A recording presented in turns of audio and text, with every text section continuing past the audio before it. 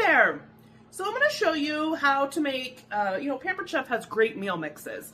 This is our cilantro lime rice and carne asada mix for meat.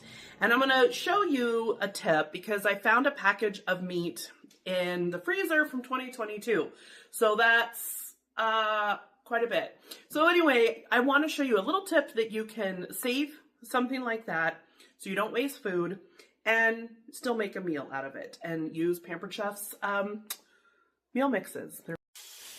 Now the first step you're going to take your meal mix. This is the carne asada seasoning mix, and you're going to put this in a bowl. Now it is important to note that you want to leave the meat in a glass bowl. So you'll notice I have a stainless steel bowl with the meat in it, and I'm mixing in a glass bowl. Well, toward the end, you're going to see me leaving it in the glass bowl. The reason why is because marinades should not be left in stainless steel. There's an acidic element sometimes to marinades, and you really need it to be in glass. That is the best practice. It can actually alter the flavor. So you're just going to mix it up with olive oil, get your meat all coated and well mixed. And I like our glass bowl, throw the lid on it, and wait either an hour or up to a day. First step, we're going to get our rice going. So we're going to take cilantro lime rice. I'm going to make a double batch so that I don't have to make lunch tomorrow. We'll have some leftovers, okay? So, oh, this smells so, oh yeah, that smells really good. So we're going to take our water, put it right in.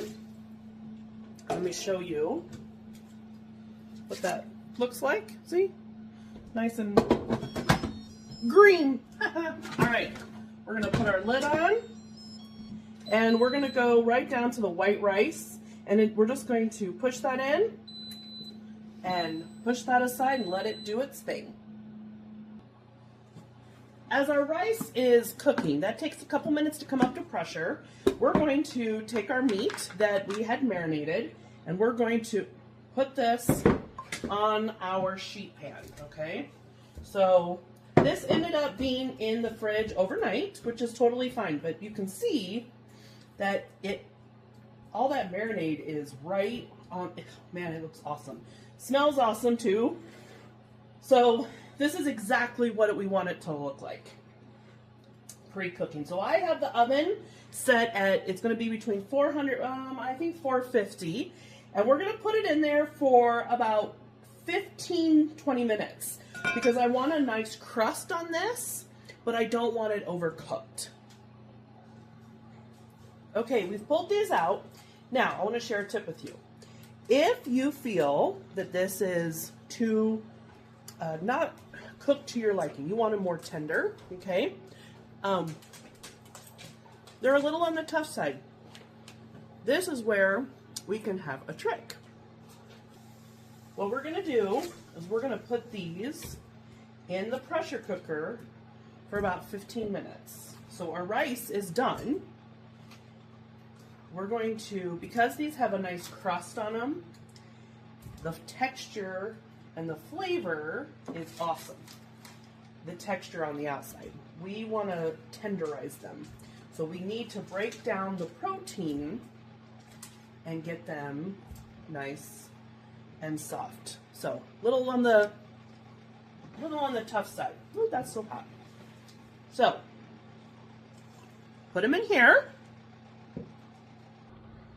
We're gonna add about a cup and a half of beef bouillon, okay? And then we're gonna put it in the pressure cooker for about 15 minutes. So our meat is now done. And it's not as tender as I wanted it, but this was a package of meat found in the freezer from 2022. So my hopes for it, I have to be pretty realistic here. So, but I wanted to make sure and still use it. So the pressure cooker did make it better. We won't be wasting this.